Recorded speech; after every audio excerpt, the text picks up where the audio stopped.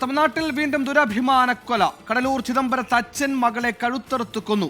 ഇതര ജാതിക്കാരനായ യുവാവിനെ പ്രണയിച്ചതിനാണ് കൊലപാതകം. കൊലപാതക ശേഷം മദ്യപിച്ച പ്രതി അർജുനൻ പോലീസ് സ്റ്റേഷനിലെത്തി കീഴടങ്ങുകയായിരുന്നു.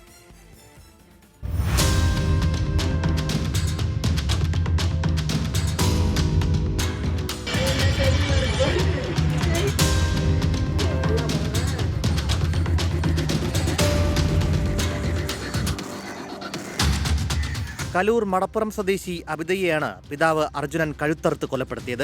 26-കാരിയായ അബിത സ്കൂൾ ടീച്ചറാണ്. കഴിഞ്ഞ 5 വർഷമായി ഇതരജാതിക്കാരനായ മുരുകൻ എന്ന യുവാവുമായി അബിത പ്രണയത്തിലായിരുന്നു. പല വിവാഹാലോചനകൾ വന്നെങ്കിലും അബിത കല്യാണത്തിന് സമ്മതിച്ചില്ല. കഴിഞ്ഞ ദിവസം സ്വന്തം ഇഷ്ടപ്രകാരം വീട്ടിൽ നിന്നിറങ്ങി മുരുകന്റെ അടുത്തെത്തി. എന്നാൽ വീട്ടുകാർ സമ്മതിച്ചിട്ട് മതി കല്യാണമെന്ന് പറഞ്ഞ് യുവാവ് അബിതയെ മടക്കി അയച്ചു. ഇതിന് പിന്നാലെ ഇന്നലെ അബിതയും പിതാവ് അർജുനനും തമ്മിൽ വഴക്കായി. ഇതരജാതിക്കാരനെ വിവാഹം ചെയ്യാൻ അനുവദിക്കില്ലെന്ന് പറഞ്ഞ് യുവതിയെ മർദ്ദിച്ചു. ശേഷം കഴുത്തറുത്ത് കൊലപ്പെടുത്തി.